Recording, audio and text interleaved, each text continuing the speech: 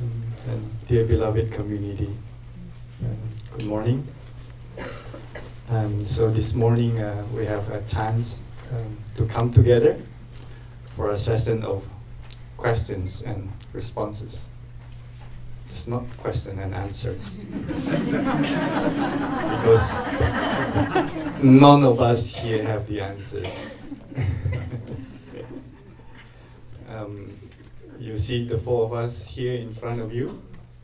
We are simply the representations of different streams in the Sangha, what we call the fourfold Sangha. Consists of the monastic practitioners and the lay practitioners, the monks, the nuns, the lay women and the laymen. And we have come together as a river today because we have one commonality, one common ground. We are all water. We are all water in this beautiful river. So first of all, I want to lower your expectation by telling you earlier that we don't have the answers for you. But what we do have is our being, our practice. No matter how deep, how shallow our practice are, we are here for you. That's the most important thing. And we have come together as a community. That's why I appreciate this so much, these human connections together. And I speak for myself, also, a disclaimer. And perhaps I can represent my sister next to me also, that English is not our first language. And so we would like to invite everybody also to practice deep listening, to listen in a way that we are able to feel what's being expressed beyond language and words, and to be able to just forgive us for our lack of skill in the language, and just to feel that energy of love, the intention of care that we put forth. And I believe is similar for our friends whose first language is English. So I also speak for this entire retreat, that we realized on our monastic team that none of us are actually English speakers. We are one Indonesians, one Swedish, one French, and many Vietnamese brothers and sisters. And also this morning, Brother Phok Ho put it very beautifully and skillfully, that we are all invited to ask questions from our heart. It's not some intellectual questions. You might find them when you Google it. It's not theoretical, it's not philosophical questions, but it's really questions from our own being, from our practice, questions concerning our well-being, our ill-being, questions concerning our happiness, our suffering, and our engagement of the practice in the world, the engagement of practice in our daily life. That is the kind of questions that we put forth, and we invite everybody to do so, although not everybody can ask. And the good questions, our teachers say, doesn't need to be a long question. We may spend a little bit of time very briefly, if needed, if necessary, to just give the context if we deem necessary, or we can come to the point and ask the questions. But if we think that we need to give a little bit of context and background, let's do our best to just be concise and be brief. And also, we'll allow the space. I know it's not easy to sit up here, because I'm feeling it now, my heart pounding faster than normal. My hands shaking a little bit. And once you're up here, I invite you to do the same. not in a sense of you being nervous and heart pounding, but in a sense that to do the same, to come back to our body as the first very tangible, visceral experience that I'm present, I'm here for you, my heart. I know you are pounding faster than normal. I know you are nervous, I know, but I'm here for you. And so we would like to invite everybody to just open up your heart, open up your mind, and see this as an exploration together. Exploration of our aspiration, inspiration. So we explore together as a Sangha, as a community, rather than see it as, I have questions, I need an answer. And I hope that is fine for everyone. And whoever have questions, we will invite you to come up. And we don't need to wait. We will start with some direct questions. There are also already one written question that has been put into the bell that will respond. So if you have any questions, you are invited to come to the right-hand side and line up. Find yourself a comfortable position to sit down while one person will be seated here. And before whoever sit on this chair, we'll breathe together with that person. We'll breathe in such a way that we create that safe space. We create that container together for that person, allowing that person to speak from their heart. We breathe together before I pass the microphone over, and whoever sit here, knowing that we are not alone. We are all here for you. And our ancestors are all here for you. And so if you have the same experience like I do, I'm a little bit more calm now, knowing that I'm not alone. I have my sanghas. And then, so that's pretty much it for this morning. So our sister here will invite first 3 sounds of the bell for all of us to come back to our body and our breathing. And if after 3 sounds of the bell, you feel your heart pounding faster than normal, then that's an indication. That's always what I encourage people. Come out and ask your question. Your heart is wanting you to express itself. Let's come back first to the sensation of sitting here in this room together, the physical sensation of our breath, whatever it is, manifesting through the rising and falling of our abdomen, or the air coming in and out of our nostrils.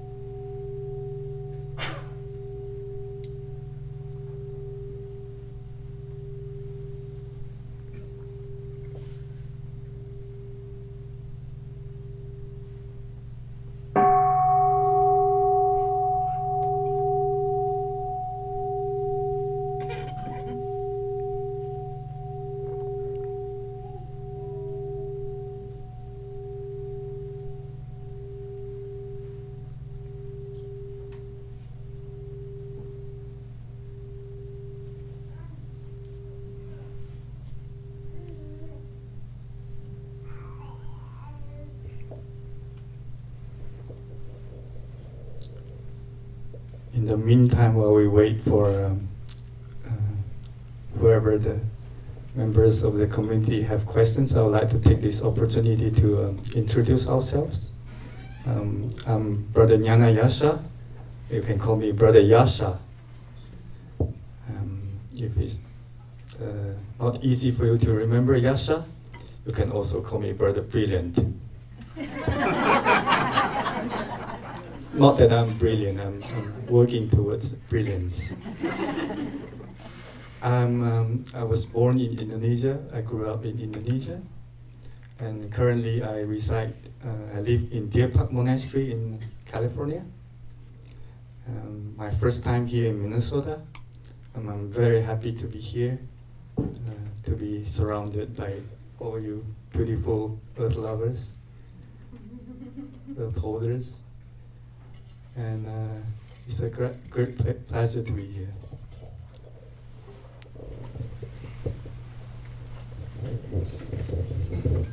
Dear respected Thầy and dear Sangha,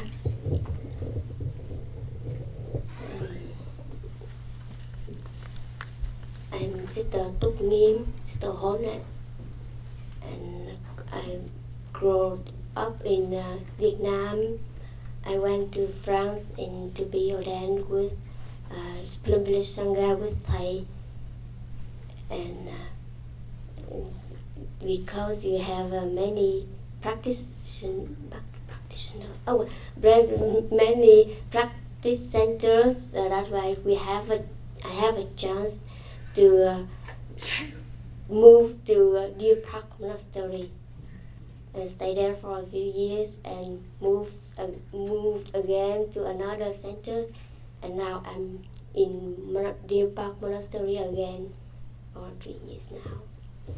I'm happy to be here with you. Yeah, thank you.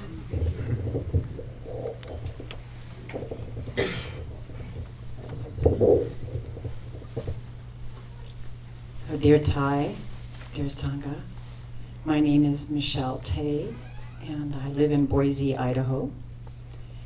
And I'm so delighted to be here. Boise, Idaho is in the high desert.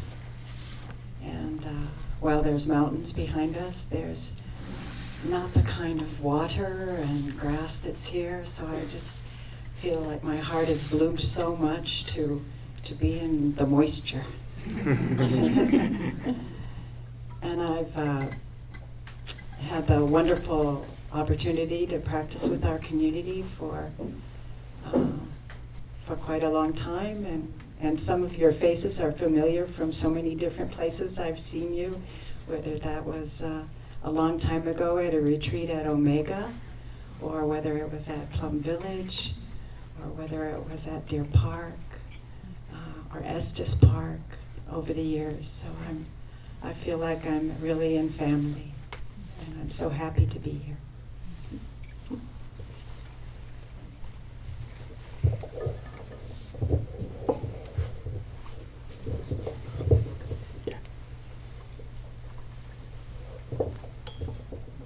Dear Thai, dear beloved community, I'm Keith Miller, and I'm living in Oakdale, Minnesota with my wife Jory, and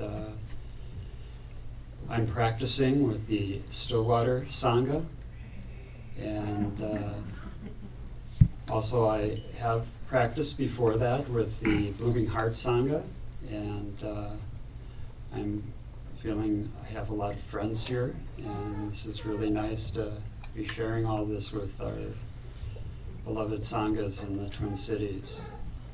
And I grew up in St. Paul, and it's Minnesota has been home most of my life, and it's really nice to be able to share Minnesota with all of you who have come from other places, and to have this retreat here for the Earthholder Sangha. And it makes me reflect back to my first retreat with Thai, which was a retreat for environmentalists in California. And it's really what put me on the path of being part of Sangha. And at the end of that retreat, I took the 5 mindfulness trainings and have been practicing since that time.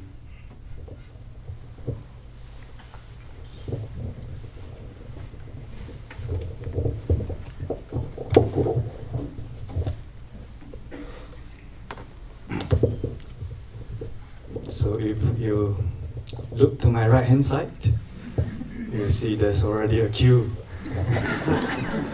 So for our friends who are going to ask questions, I would like to invite you to make yourself comfortable. Please pull a chair or a cushion, or you can sit on the chair in front if you like. And one of you may come up here, please. And for the first round, we're going to take 3 live questions. And then we'll read out the questions, written questions. And but we'll take 1 question at a time. So one of us will respond to whatever questions that will be put forth, and we'll see how it goes. So before you ask your questions, let's breathe together.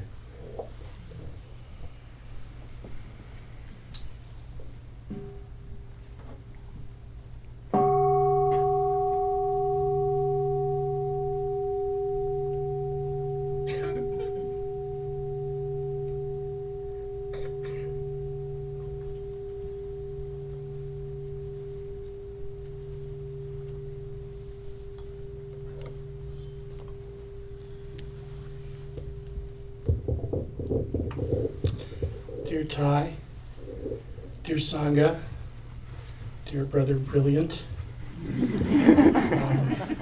have a question, and I have the context is that I've learned a lot from Thai. I've come to respect him a lot, and I care for him. And I know very little about what the current state of his health, and I don't mean to pry into his privacy, but I am concerned about the well-being of my teacher Thai, and I was wondering if you could share how he's doing.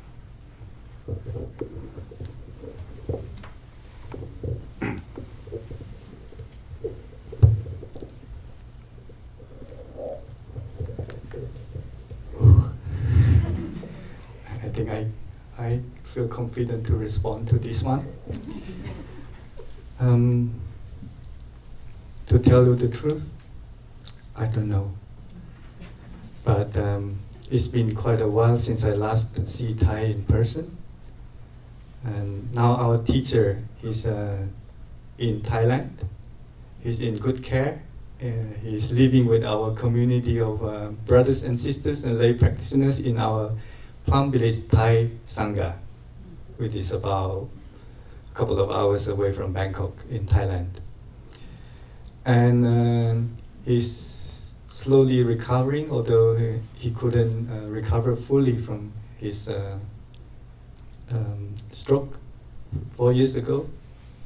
So for those of you who are new, our beloved teacher had a hemorrhage in the brain 4 years ago in November 2014. And since then, he has been making progress. The doctor in Bordeaux, in France, at first declared that he has only a few days and few hours to live. And then miracle happened. I was there to witness that. I was in Upper Hamlet. We were preparing ourselves for the worst. And he lived on. He lives on. And he's still with us physically in this world. And I cannot say that he's well or not well, because I'm not him. I could only say that he's in good care. He's making progress. The last I heard was from a lay friend who went to Thailand to stay, a young person who came to our retreat center in Deer Park very recently. And he told me that he saw Thai came out for a walking meditation on wheelchair. That was the last I heard. And I also saw a photo of Thai smiling, smiling beautifully that has been sent and forwarded to me by one of our monastic brothers and sisters. I hope that helps. And for me, when Thai was really ill, I was already preparing myself to let go of our teacher's physical being. Because I know deep in my heart, I have inherited his teachings. I have become part of his teachings. I've become part of his sanghas, part of the community. And there's no other wish of our beloved teacher more than for us to practice. As I shared yesterday, our teacher often makes jokes about he doesn't use any cell phone or not even telephone. He doesn't use much telephone, only unless necessary to make contact. And so nobody really could call him, not even the monastic brothers and sisters. We cannot really call Thai at our dispense, but our teacher always mentioned this to us, that the best way to be in touch with Thai, to be in contact with Thai, is through our mindful breath, is through our mindful step.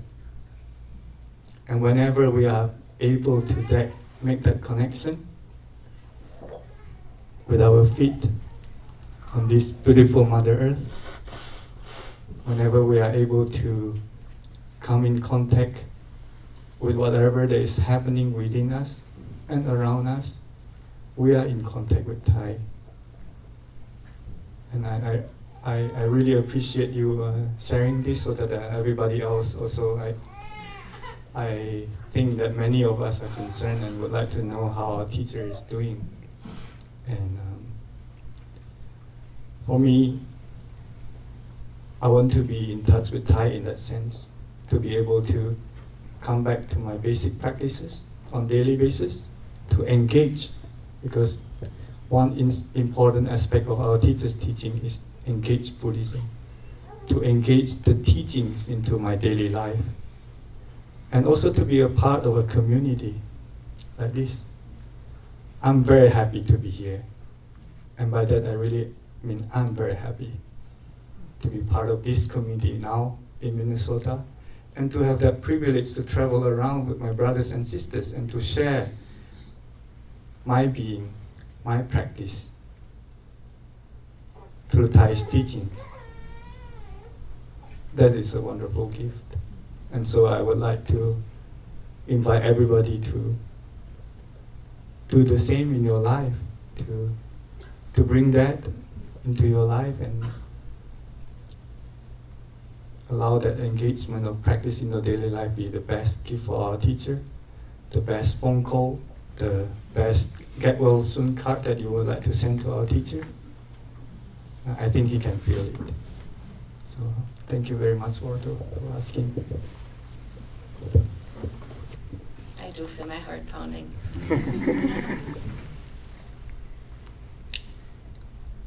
A member of our sharing group spoke about the potential dangers of bringing Buddhism, which was rooted in a different culture, to an individualistic society like ours. And so I've been reflecting. Can't hear you. Oh, sorry. That's closer. Like that. Okay. Should I start over? Yes. Okay. A member of our sharing group spoke of the potential dangers of bringing Buddhism, which was rooted in a different culture, to our individualistic society. And I've been reflecting on that, and I've been wondering, what if our practice of coming home to ourselves and nourishing joy and taking care of our suffering is just a band-aid that enables us to continue to live as we always have, and then continuing to create more suffering for ourselves and for others, and then we're just gonna practice that away. And I can feel that in myself. And so my question is, when do we know that it is enough in a way? When that we don't have to practice away every little suffering, and how do we make sure that our practice in the end is about the liberation of all beings.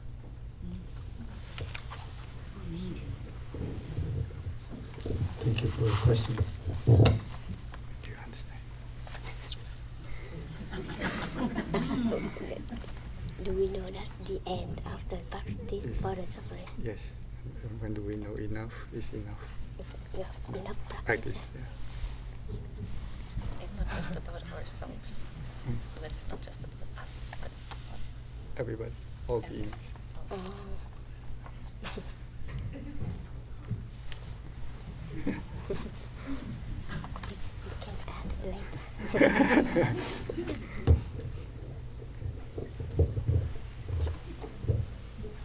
Dear Thầy and dear Sangha, our practice is our life.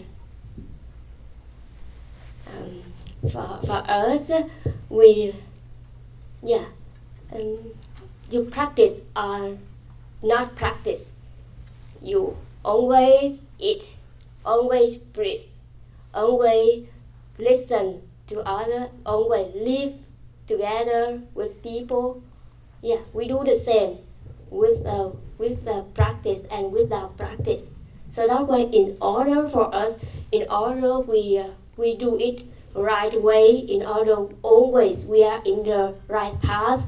Right path is means we don't do us. We don't make our suffering us suffering. We don't make others suffering. So that's why we always practice mindfulness for the life, while eating, while breathing, while talking, while listening, while driving. Oh, yeah, do the same in our life. We practice.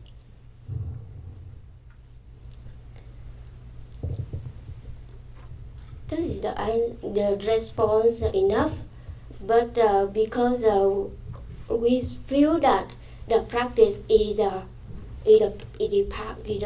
separately with the life, so that's why we feel confused. Enough or not enough? We cannot say, I eat that enough. No, the life is always flowing. Our consciousness always life always flowing. So that was the practice always flowing with us. If we like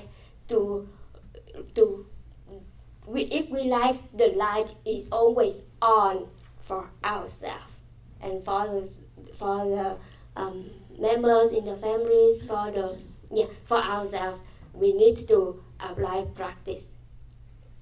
With practice, it brings us more joy and more happiness, because with practice we have the energy of mindfulness energy. We have concentration energy, and with that concentration energy, we have the insight. We taste the food better. We have gratefulness for us at the moment. We have mindfulness. We have awareness. We have gratefulness, and with gratefulness, we are happy right away. If we live in forgetfulness, it means that we breathe, but we don't know we breathe. We get ourselves out of the present moment. So that's why the life is not with us at the moment. So we cannot taste the life. We cannot taste the tree is there for us. Without the tree, without the earth, without the water, without the air, without us. But everything is there for us, but is there for themselves and they there for us. This is a miracle of life. But we are somewhere else. We cannot touch the life at the moment, so that's why we don't not say you are suffering or you have happiness, because you are somewhere. You cannot feel we are happy. We called that moment is we are suffering. Yeah, for me too.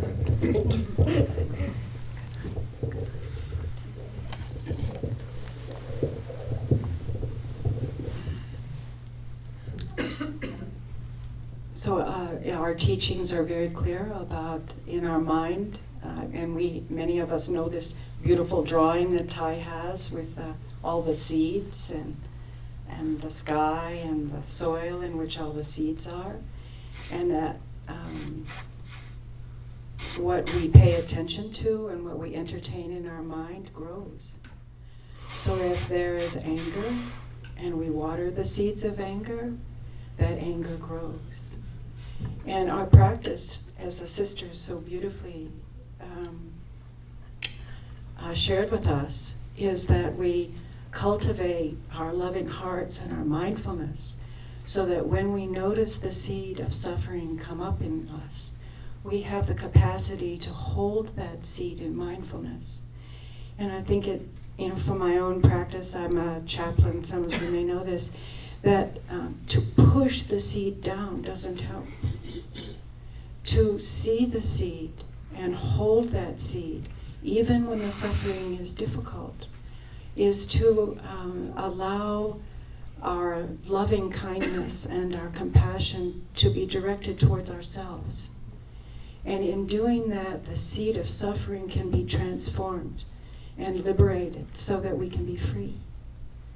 It doesn't mean the suffering might not return here and there, but we have the capacity to strengthen our loving kindness and our compassion through our practice so that when those seeds arise, we have a practice to come home to.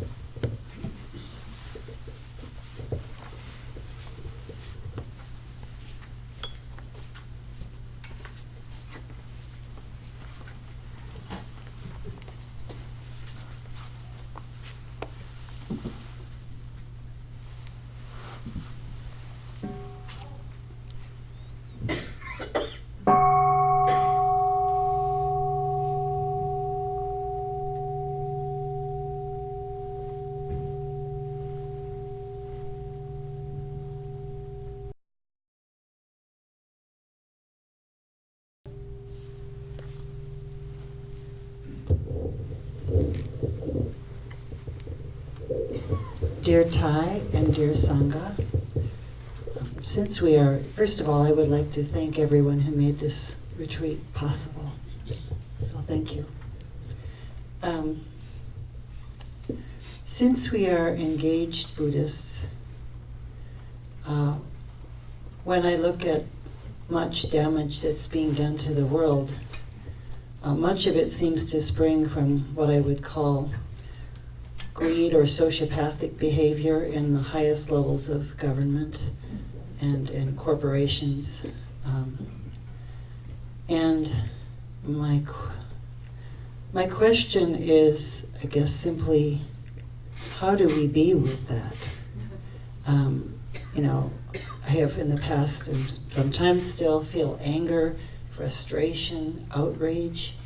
How can you do this to the planet? How can you think only of your profits at the expense of all life? That's ecocide. And so I feel this deep anger and despair and outrage about that. And what do I do? What do I do with that in a way that benefits all beings?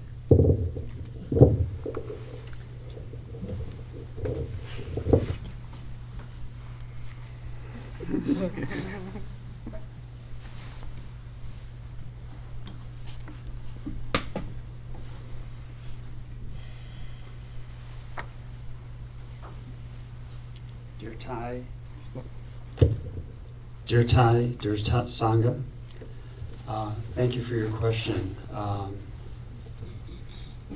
think that it is very difficult. It's very difficult for me personally to see at a national level what's happening in the United States and other places in the world. And I have suffering around that, and as we just talked about suffering, it's to find the seeds of those suffering in us. But also, it's where can I find joy in where I live and in the present moment. And so, personally, I have found joy in working in the local community and working to positively affect change in that community. And I think if we can do that mindfully, I found that we can make changes. They may seem like small changes, but they're changes that can have a ripple effect. It's the pebble in the pond that can spread to other communities. And I see that happening here in Minnesota with communities that are doing things about solar energy, clean water, that other communities then in harmony are taking up those best practices, so it can have an effect. And it seems for me very difficult at this time. These are difficult times to make change, especially at a national level. And I find in my own practice, it's rather than to be against something, it's more fulfilling and brings me more happiness to be for something and to make positive changes that we can affect. And I think if we're speak to people in our local community, even if it's just your neighborhood, about actions that you can take, and have an open heart that you can affect change. And then if your neighbors, maybe you can spread to the wider community in your city, and the politicians in your city as well, the council people, and make changes. So I think to do it from a local level is personally where I'm working today a lot, and because that's where I can affect positive change.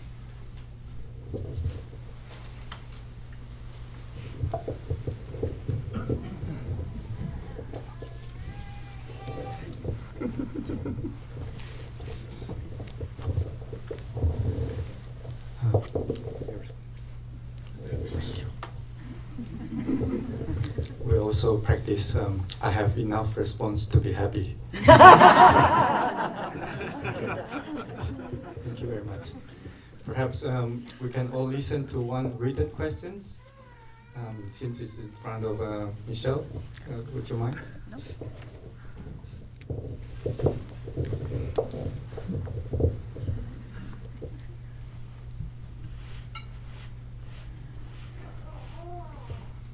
So, dear Thai, dear Sangha, this is a written question.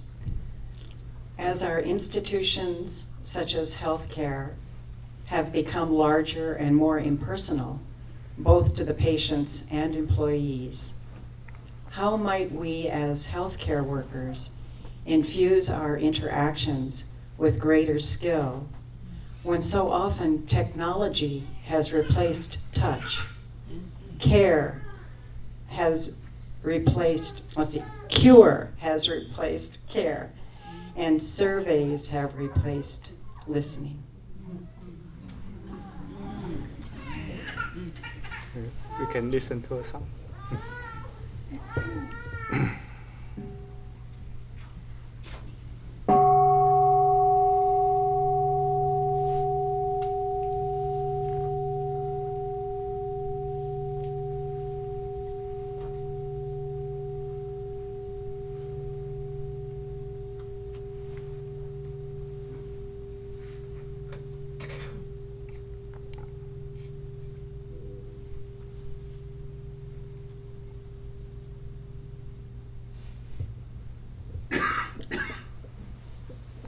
So I will offer a response to this question, since I have worked in this particular setting.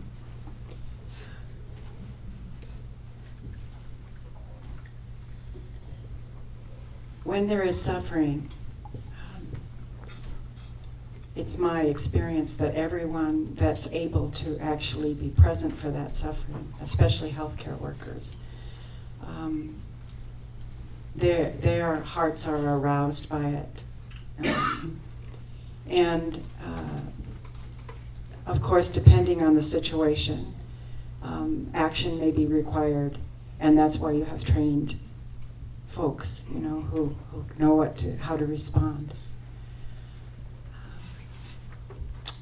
I worked in NICU, the neonatal intensive care unit, and so sometimes when it's a baby, they can't tell you what's wrong. So you hold the baby, and sometimes can't get comfortable. And so I would find that I would start to feel some agitation because I wanted to fix it. And as soon as I could notice that, I could come back to my own body and breath and offer my gentleness and my calm. And believe it or not, mindfulness has made it into the hospitals. And workers are able to offer this to themselves and to patients. And also I have seen them come together as a team, and in the hospitals now and many healthcare places, they do form teams in such a way that they can support each other. And oftentimes having a few moments of quiet is there and present for them. So for those who are doing data entry and things like that, there's tons of that has to be done, I would suggest that you speak with your coworkers and see if they'd be willing to take a few moments at the beginning or sometime during the day to stand together and simply smile and breathe. Nothing too much, but just to have establish a refuge that's based on your community, based on your practice together and your being together as workers. That's all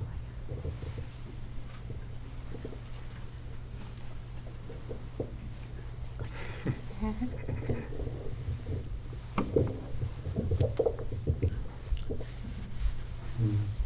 Next.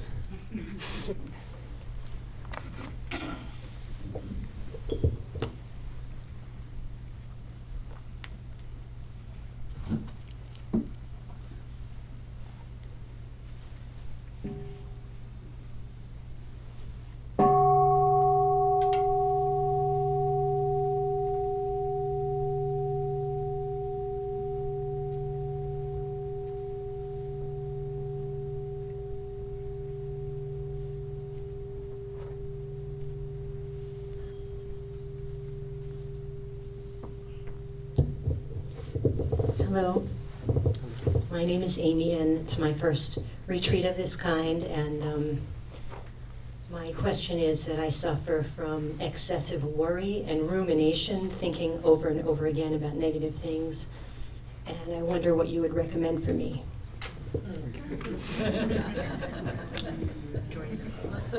Thank you, Amy. I feel like you're asking my questions. Worry and ruminating, think a lot. No, stop. Yeah, worry. Worry. Me too.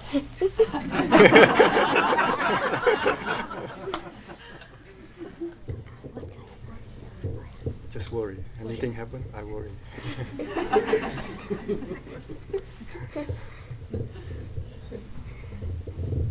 Dear Thầy and dear Sangha,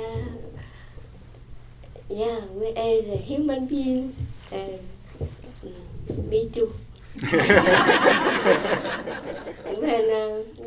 Because we have many things to need be done.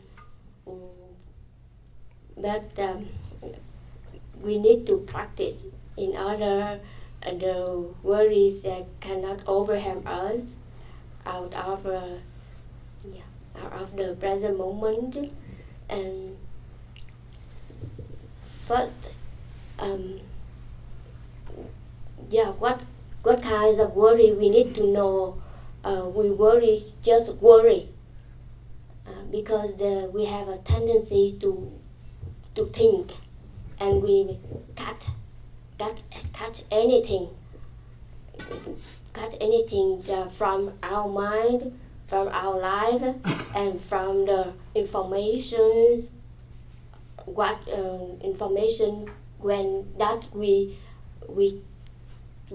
get in touch with by internet or television, some things like that. We need to know what kinds of worry we are in, and if we see that is just a wandering worry, we can stop for ourselves, or we recognize it's just look like the thoughts arising automatically, always in us, and then we just recognize it when it and which comes up in our mind, and we maintain the breath in and out, observe the flowing of the thoughts, of the worries still there in us. And now, because now we recognize that the worry is there, and then we analyze, we know this is just the wandering worries.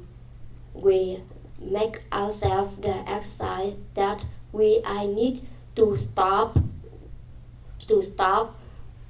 thinking about the worries. I need to be myself, not carried away with the thoughts like that, with the flow of thoughts like that. And then we make exercise for ourselves by maintain your in-breath and out-breath while the flowing of worries comes in, flowing in your consciousness. And then we just be there.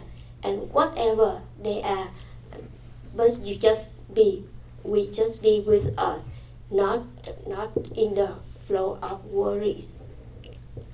And if one time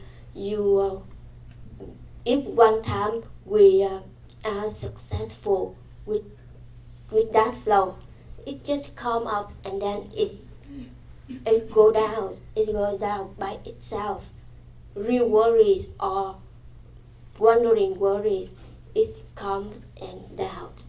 Yeah, always like that. And then we be there, be here, and then observe the coming up and downs of the word flowing, and then it's end, and you recognize the end of the worries, and you feel that you are successful of the one flow of the thoughts. And the next time, if another worries again, not next time, just a few minutes later, it's come up again, because it's the big stream in the consciousness, and it's always there, always, and it's flow, and you make ourselves again the exercise to do that. Now we feel that is the big problem for us. I think this is a real worry, but this, even though this is real worry, because it needs to be done, it's real worry. We need to be calm, make us calm and peace enough, and then we do the next is analyze the things to do with the worry. Is easier. It's real worry. It's not true. It's not real worry. We practice exercise in order we can be ourselves, not carried away with the flow.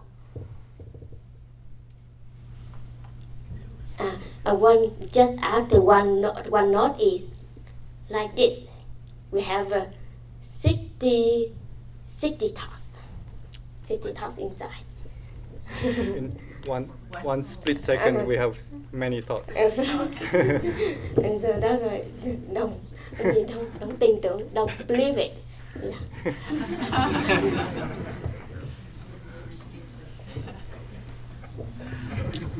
Dear Amy, it's a pleasure to meet you. We paired up yesterday during the workshop, so we had a chance to get to know each other before this contact. Appreciate your question. It speaks a lot to me. That is why I'm not adding in, but I'm contributing. I would like to tell you a personal story of myself, of my being. I want to look at this aspect of anxiety, worries, and ruminating beyond myself. It is not just me, but it is also my ancestor. The reason being, I recognize very deeply that the seed of worry and anxiety is very strong in my mother. And it took me a long time to realize and to have compassion and love, because I suffered. I suffered a lot because of that anxiety and worries, that habit energies of my mother. I can go nowhere near a lake because my elder brother passed away. He was drowned when I was 9 years old. And so that created a lot of suffering in my family and a lot of worries of my well-being. My mother wants me to stay alive. My mother wants me to be healthy, wants me to be happy. And so she worries a lot about me. She worries when I was a kid, she worries when I was a teenager, she worries when I was a young adult, she worries when I become an adult, and she worries up until this moment. Last week I called home, I had a conversation with her through telephone, and she worries about me being in America. So her worries, I couldn't stop her from worrying. But what I can do, though, is to recognize that. And also to look deeply. I have to say I'm fortunate to come in touch with Thai's teaching that enable me to look deeply beyond just this person whom I call mother. I recognize that she was born in 1941 at the time of the Japanese occupation in Asia. She was born deprived. She was orphaned. Her parents passed away when she was still a baby. She was raised by her eldest sister, who was 16 years older than she was at that time.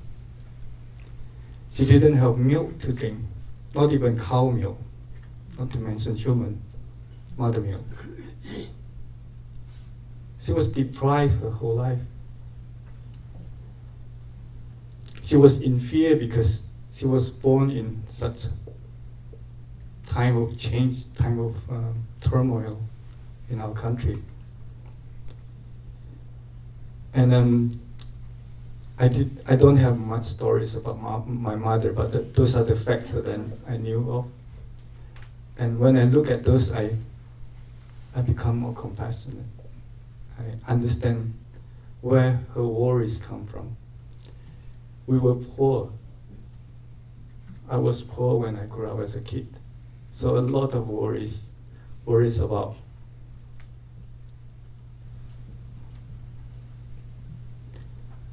money. We don't have to worry about meals, but I would say we were poor, but we were not that deprived. We still have 3 meals. We still have a shelter. We worry about the wall of our house falling down because it was on the brink of just collapsing. That was my worry as a kid. And so this worries was passed on to me. This habit energy of needing to make sure that I have enough to survive, that I have enough conditions just to be. And it's through the practice that I recognize these things.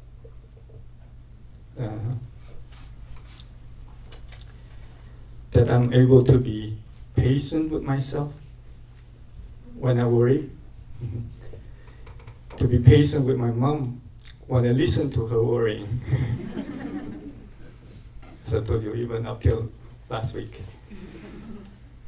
And so it is a lesson for me and a great teaching from our teacher to point out that recognize that seeds of worry and look deeply where it comes from. Sometimes it's not just us, it's our family, it's our ancestor, it's our society. The society is presenting us with many causes and conditions that make us worry. Whether it's the current government, whether it's whatever there is, the uncertainty of what future might be, we worry. But I have come up with a personal antidote to that. I have developed a different outlook when I look at things. I ask myself these questions when I worry. Is this a problem? And then, I was an engineer, so I will go by flow. Yes or no? Yes. Identify the problem. So there is problem. And then I identify what is the cause of the problem. And then I find, is there a cause? Yes or no? If I see there is a cause, is there a way out? Has there been any cases of success dealing with this problem? Yes or no? And the answer is again, yes. So if there is a solution, it's not a problem. Does that make sense? Because eventually I will arrive in some sort of solution. It's a matter of time that I come to that solution. Right? Or I might not come to that solution, but there is a solution out there. It might not be me. So another scenario, no, then there's nothing to worry about. Because there's no problem. Does that make sense? And sorry, just being too logical. And and in Upper Hamlet, if you have been in Upper Hamlet for summertime, and in our bookshops, there is one. It's not a calligraphy. It comes with the ice cream we sell. It says this phrase: "Relax, nothing is under control." And so I have been practicing with that, and it has helped me greatly to calm down my worries. And for me, to come back to our practice of mindful breathing, to stop, to really stop, is very important. To take refuge in our own nature, our own confidence that is already there in store for us. It's a matter of time that I find the solution to my worries. Well, I hope I don't take too much time, and appreciate you asking the question. Thank you.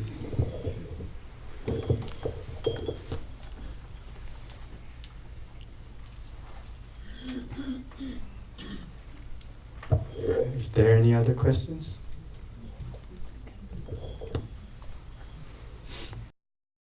Good afternoon. My question is about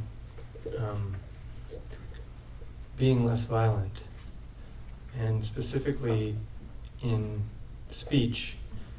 It was brought to my attention yesterday in our small group that there is such a thing as not just physical killing, but physically killing people's ideas, which has perhaps a similar effect. And in thinking about that in terms of environmental advocacy and actions that many of us believe are absolutely right, there is an understanding that there are other people that do not believe that. And in advocacy for the things that I believe are right, how do I not, an understanding that in that advocacy, something is going to win and something is going to lose. One possibility will have life and the other won't. I'm wondering if the practice has anything to say about how we can do that.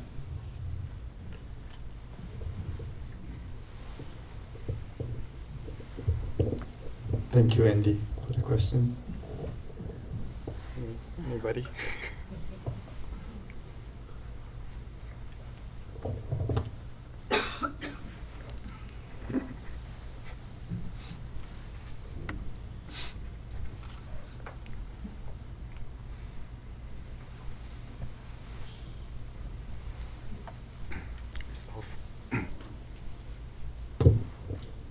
Dear Thai, dear Sangha, dear Andy, thank you for your question.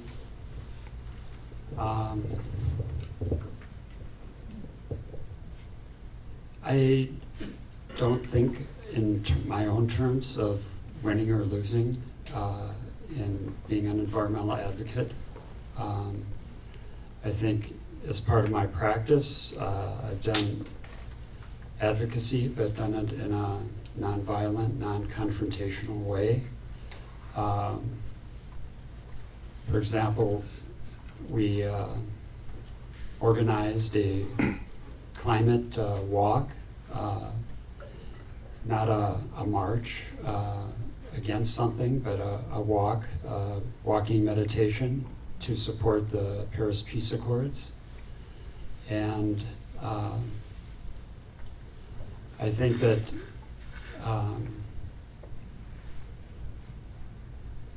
again, that if you are working in a positive manner and bringing your practice into that, of being mindful of your actions, that it can be non-confrontational.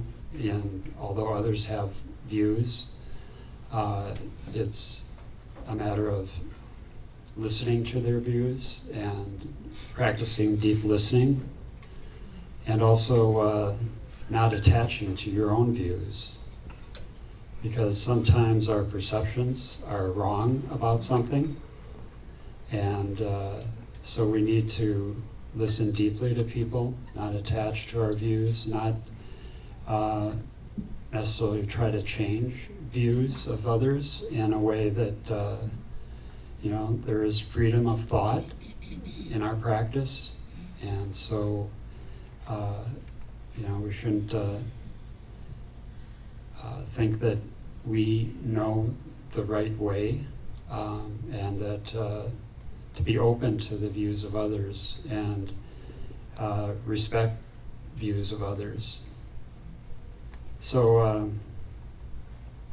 there actually, our first 3 mindfulness trainings of the 14 are around openness, non-attachment to views, and freedom of thought. And so in my own practice of advocating, I bring those into my practice of when I work with other groups that may not have the same views. And it's been very helpful to me in my practice. And I think we get stuck in a dualistic way of looking at things, that there has to be a winner and loser, and maybe there's a middle way where both can win, that people can have something that maybe is not what they thought at the beginning, but is satisfying in the end to them and can give them joy and happiness, and you also. And so I think it's been helpful to me not to think of someone with a different view as not an opponent, and that if their view comes forth that I lose something. I think that, coming into a meeting, like, say, with a group that is opposing something that I feel very strongly for, that I need to come in with an open heart and to listen to their view.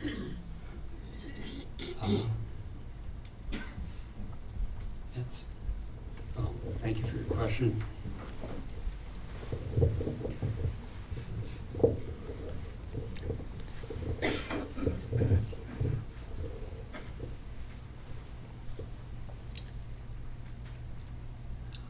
In the advocacy work that I've done, to maintain, as Keith mentioned, a kind of friendliness. There's in that, kind of, you agree to disagree kind of a relationship almost, but it's surprising how just the warmth of not being so entrenched in I'm right and you're wrong, that creates an atmosphere of friendliness and some openness to maybe a middle way between views. And also, because I've been in the environmental for many years, in Idaho there's a large wilderness area, but it wasn't always a wilderness area. And the environmental groups all had to work very hard and lobby very often and speak and show up. And it was always this, we had to remember, we couldn't be attached to the result, but that we continued to speak and have conversation. And then over time, by actually coming together with the people that were opposed and having that kind of openness to one another, eventually we did have a large part of Idaho designated as wilderness. But it took maybe 20 years. So patience, our practice, I think, yeah.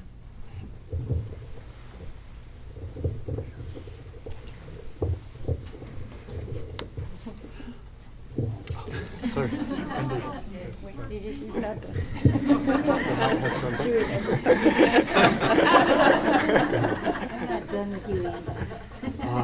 I just wanted to share with you just a story about my own situation. I chair our city's Environmental Management Commission, but it's just an advisory commission.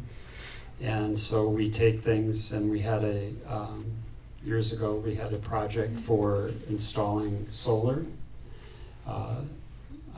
photovoltaic solar system on our city hall. And we thought the economics were good for it, but not great, but it was something that would be also a shining light for our city and perhaps get others to install solar. And so we took that to our city council, and there was one person on the city council who had an opposing view of that. And we respectfully listened to what he had to say and had our position, but it was very much cultivating that friendship with him. And in the end, he agreed. They have not just consensus, but they want to be in harmony as well. And he in the end approved it, saying that he didn't like the economics, but he agreed to it. And it was actually the start of a deeper conversation about the direction of the city and the environment, in our environmental work, and particularly solar. And this councilman eventually became mayor of our city, and he has changed, and that he supported our entire city operations moving to community solar. And so you can affect change that way by doing that. And if I wouldn't have cultivated that relationship with him, and had opposed him, it could have been butting heads for years, and instead we were able to get agreement on things and move forward. So.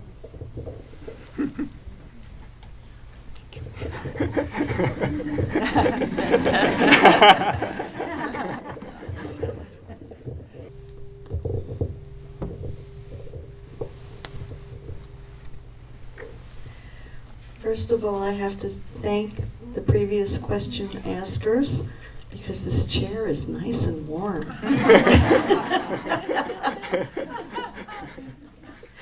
and also thank all of you for your beautiful answers and wonderful stories. It's so inspiring. Well, my question, dear Thai, dear compassionate community, as soon as this question came into my mind, I said to myself, well, that's really stupid, you shouldn't ask it. And also, here you are in a brown jacket, and you should know the answer.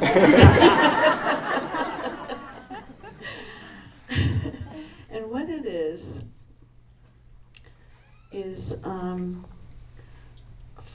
it's sort of like compulsive worrying, except I keep seeing things that I think, oh, that would be a great thing to do. I should do this, I should do that. I should do a painting, I should do a walk, I should, and I don't know what to do. Plus there are all the things other people want me to do. And I feel like I'm both spinning and stuck.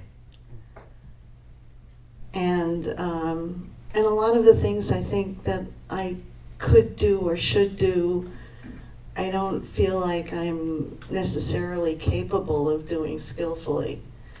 I have a bad memory, I get distracted easily, you know.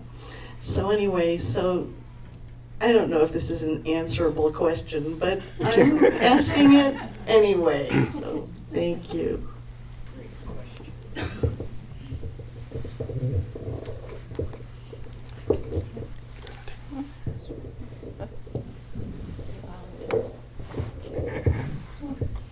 And dear Ty, dear community, dear Beverly, I wanted to share with you just my experience with what I think is a common kind of situation where the mind is keep going and you have many options. I recently was in Plum Village for 3 weeks for the 21-day retreat, and just a little about my past. I've been a small business owner. I'm a chaplain. You know, I've just done lots of different things, and I've done strategic planning for government organizations. So planning is kind of like a natural habit that I have. Or the other thing is that I'll have feels like a brilliant idea, and then I'll start going into action items and things like that. Nobody else, I'm sure nobody else. So at the retreat, and this is kind of just an affirmation of our practice, that this encouragement that we have to be still and observe our minds. And through the beautiful retreat, and also I lived in Middle Hamlet during the retreat, so I had a lot of walking back and forth to Lower and Upper Hamlet. And what I noticed towards the end of the second week was that I wasn't talking to myself. And I realized I'd been talking to myself about all these things, as if there was a self to hear it. So I had that going on. And so I took our practice just a little more diligently, that when the story would come up, I would do what our teachers tell us to do. I would drop the story and come back to my breath. And I think our brother also mentioned that in his practice. And by being in the container of silence and in the container of nature, walking a lot alone, and not talking, that my mind did settle. So and I notice you have a brown jacket on, our practice tells us a day a week of mindfulness to take good care of ourselves, and then a week a year or more with the Sangha. And I must say, I was so grateful for a quiet mind that after I came home, I would find myself going, oh, where's that quiet mind? And then that would encourage me to stop. And my mind isn't nearly as quiet as it was when I was on retreat, but I do have that memory of that feeling of spaciousness. And I imagine you've had it as well. So to water that memory and that felt sense of being quiet and still inside, and then the flower blooms again and again. Yeah.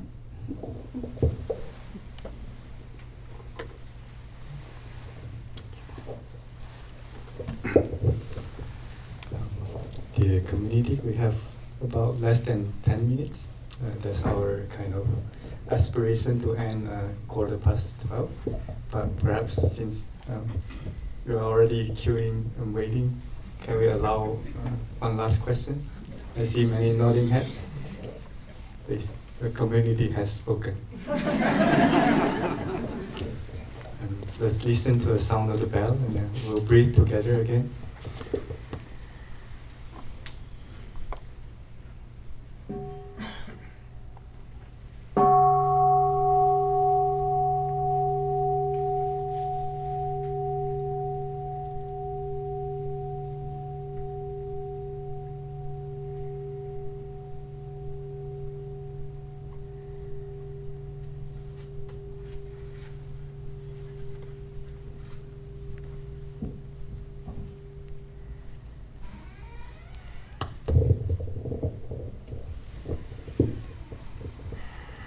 I was going to be let off the hook. Dear Thai, dear Sangha, I want to start by confessing that this is my greatest fear, is to hear my voice being spoken out loud in front of people. So thank you for bearing witness while I dive into this, trusting that the words will come out. My question is a personal question. I've been sort of curious about many spiritual traditions and mindfulness practices, and I've been dipping my toes in lots of different waters. And I'm at that point of feeling like I need to find a path, but I don't know that I'm ready to commit to one entirely. But I'm also intrigued by having a sense of community and support. And my question, I guess, is when you're at that crossroads and there are lots of different paths, and then there's also that path where you could just go and make yourself. How do you know which direction to go?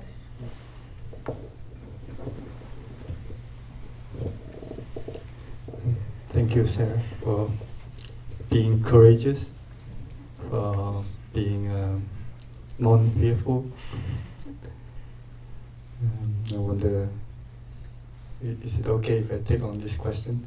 Because I have had many experience standing on that crossroads in my life.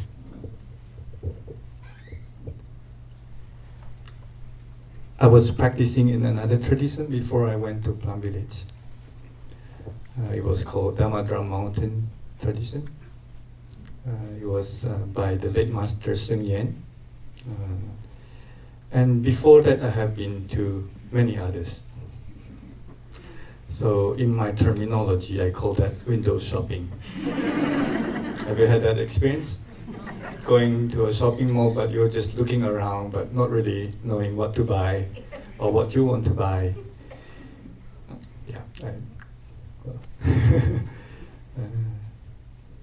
So I did my window shopping when I was younger. I came across Buddhism when I was quite young. I was third grade in primary school. In Indonesia, we have 5 religions where we need to choose from. Because if you don't have any religion, they say you are a communist because of the Cold War. So you see how we intervene. So your government's choice has made an impact in my life, and I'm sitting here because of that. So the first, I was still quite young, I didn't know, but I felt connected with something in it. I was taught Namo Tassa Bhagavato Arahato Sama Sambuddhassa the first day on the class. Until today, I still remember it. The phrase we chant this morning. Homage to the Buddha, the perfect enlightened one, the Arahat. And when I finally are able to develop more cognitive ability, and when I was a teenager and as a young adult, I started to think about my path. Of what to choose. But there are so many of them in Indonesia. Even though we are majority Muslim nation, but as I mentioned earlier, they allow 5 different major religions to exist in Indonesia. So I stick with Buddhism, but within Buddhism there are so many streams, so many different traditions. So I try out all of them.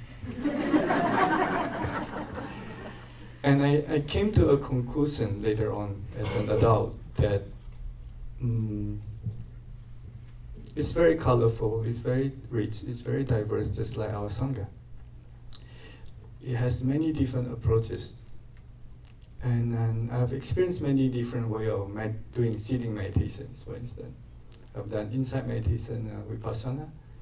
I've done Chan meditation, which is rooted in the Chinese Zen tradition. I have experienced a little bit of a Japanese tradition, the Vajrayana, the Tibetan traditions.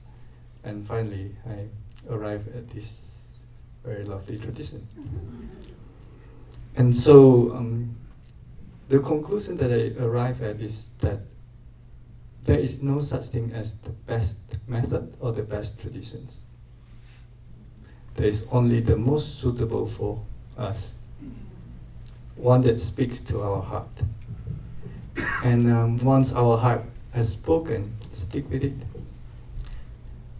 When we go window shopping, for instance, or not window shopping, we go shopping, our teachers say that we think that we are the one who is choosing the product.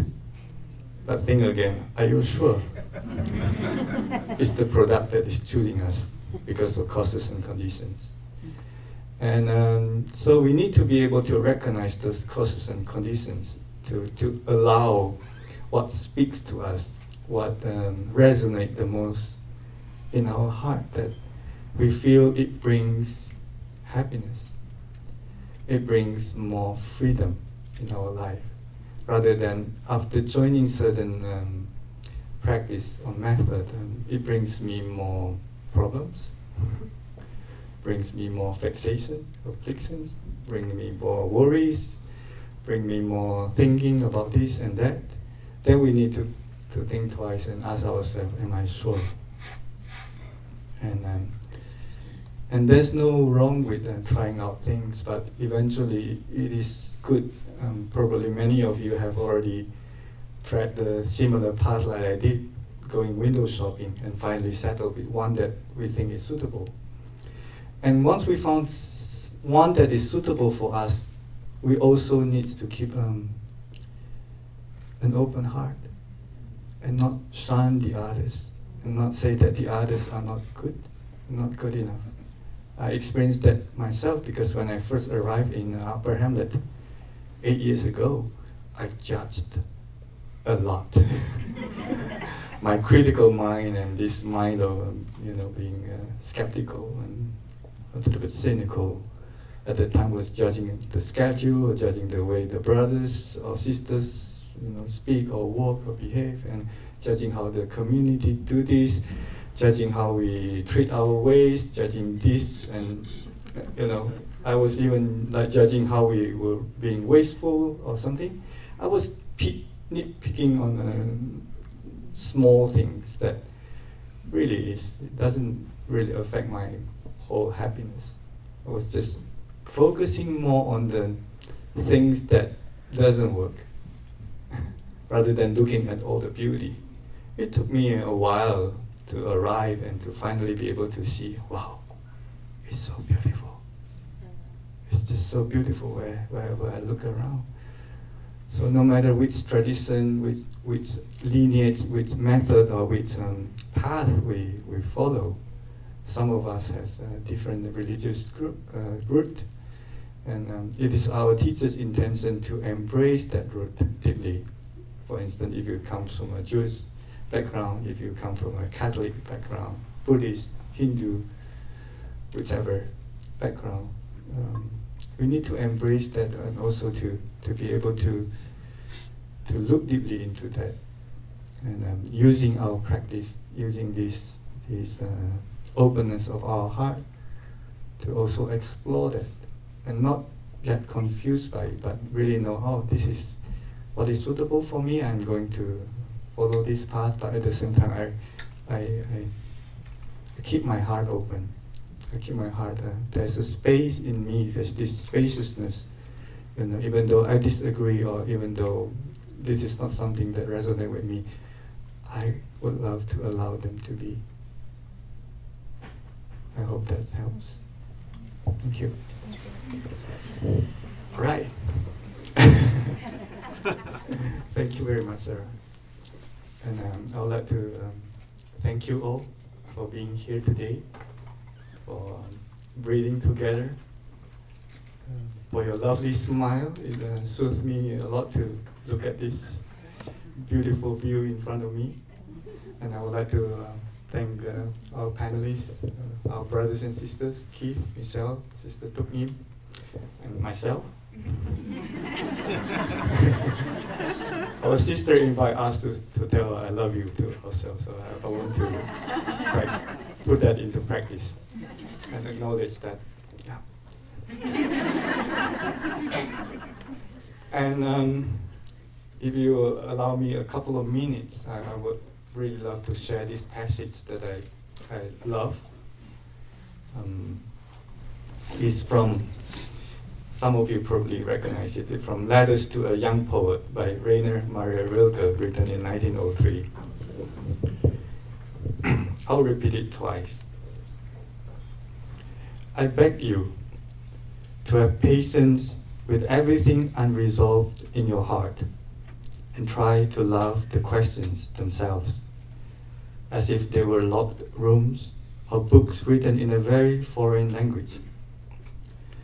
Don't search for the answers, which could not be given to you now, because you would not be able to live them. And the point is to leave everything, leave the questions now.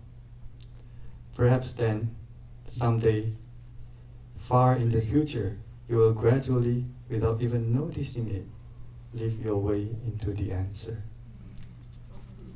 Ready one more time? I beg you to have patience with everything unresolved in your heart, and try to love the questions themselves as if they were locked rooms or books written in a very foreign language. Don't search for the answers which could not be given to you now, because you will not be able to live them. And the point is to leave everything. Leave the questions now. Perhaps then, someday far in the future, you will gradually, without even noticing it, live your way into the answer.